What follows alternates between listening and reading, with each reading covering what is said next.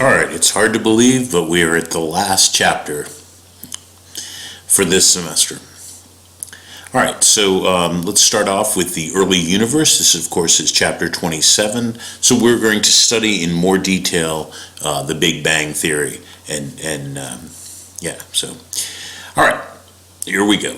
These are the different topics we're going to discuss. It's pretty amazing. We can reach back, at least theoretically, to about 10 to the minus 43rd seconds after the Big Bang, which is a pretty remarkable thing.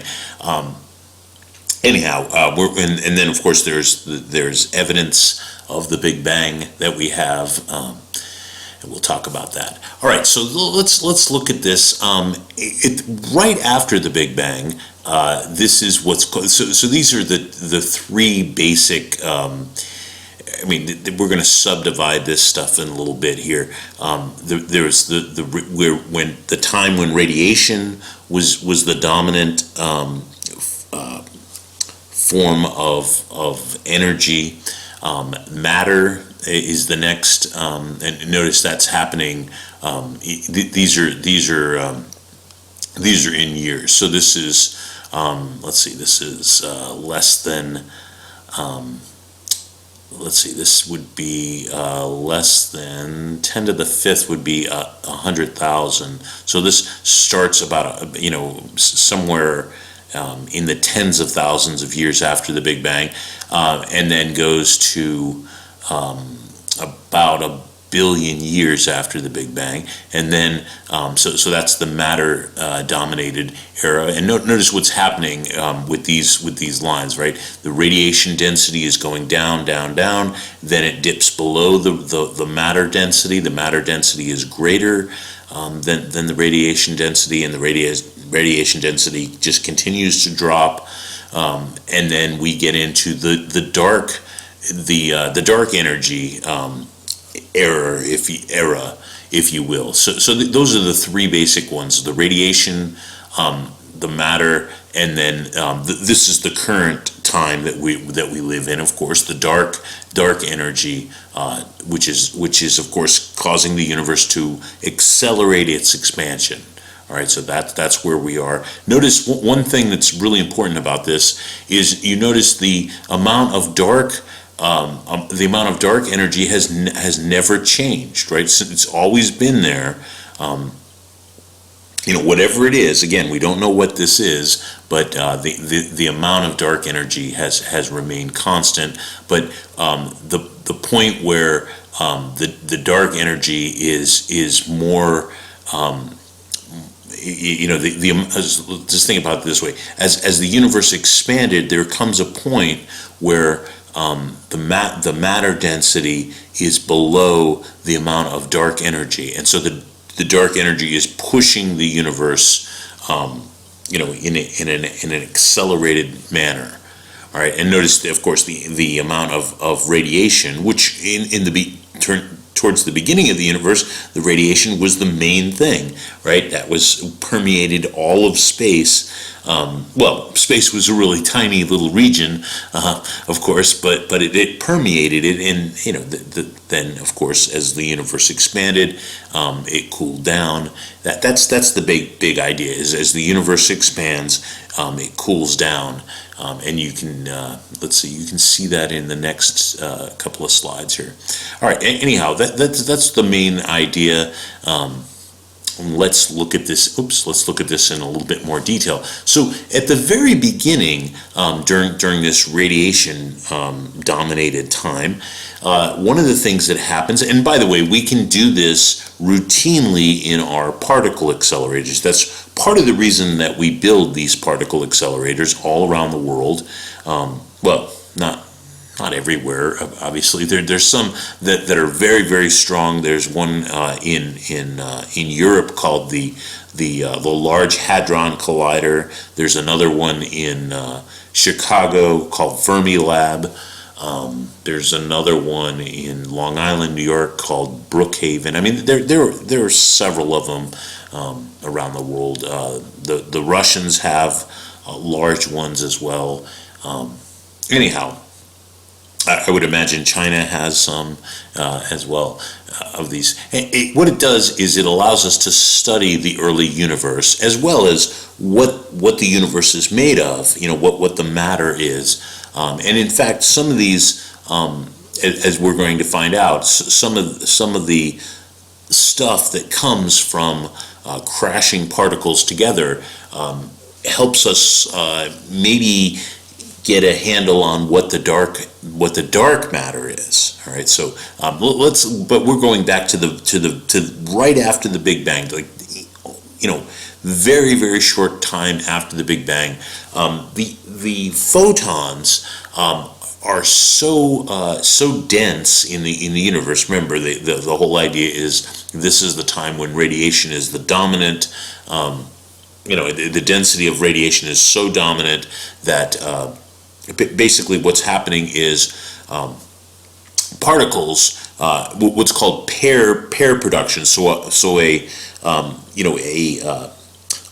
a particle and its antiparticle get created. So what I'm talking about are fundamental particles. Like this is a track right here of a I don't know which one's which, but one of them is a particle, and the other one would be an antiparticle. Antimatter is just the opposite charge. Like for example, there are anti-electrons. They're called positrons. It's just an electron with a positive charge. There are antiprotons, which is a proton with a negative charge instead of a positive charge. All right, so these things are being created. Remember, E equals mc squared, right? That's the basic idea of this pair production, and you have such a huge amount of energy density that actual matter is created. But the thing is, almost immediately the matter is destroyed, right? For every piece of matter, fundamental particle of matter, there's a fundamental particle of antimatter that's created, and they very quickly annihilate each other, according to our models. All right, so this is very very very early in the universe. The very moment of creation. Who knows how much, what the temperature was, but we're talking about, shortly after the Big Bang, the temperature right here is in the order of 10 billion Kelvin, and then, as the universe is expanding,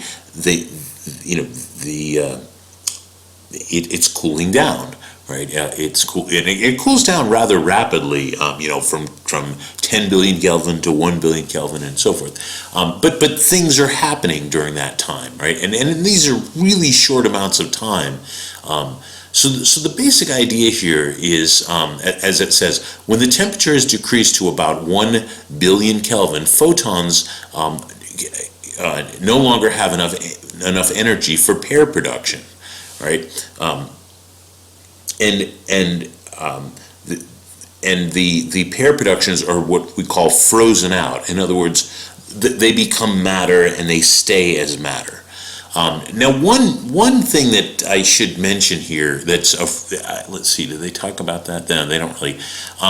So pair production, remember, you always get a matter particle and an antimatter particle. Now, when we examine the universe today, 13.7 or 13.8 billion years since the Big Bang, because that number is not perfectly known, so it's somewhere between 13.7 and 13.8 billion years ago is when the Big Bang occurred. Anyhow, for every billion particles that are created, there is one less, almost a billion particles of antimatter created. And now I want everybody to understand, nobody knows why this happened. This is one of the great mysteries of the early universe, but somehow, for roughly for every billion particles or so, let's say a billion particles of antimatter is created, 1,000,000,001 particles of matter is created. All right, so basically, and we don't understand why that can happen, because in our particle acceleration, every time you get a particle, during pair production, you get a particle and an antiparticle. Always. I mean, it never, we never see an instant. But you have to assume that somehow there's some mechanism that created a little bit of an imbalance of matter over antimatter. All right, and again, we don't know why.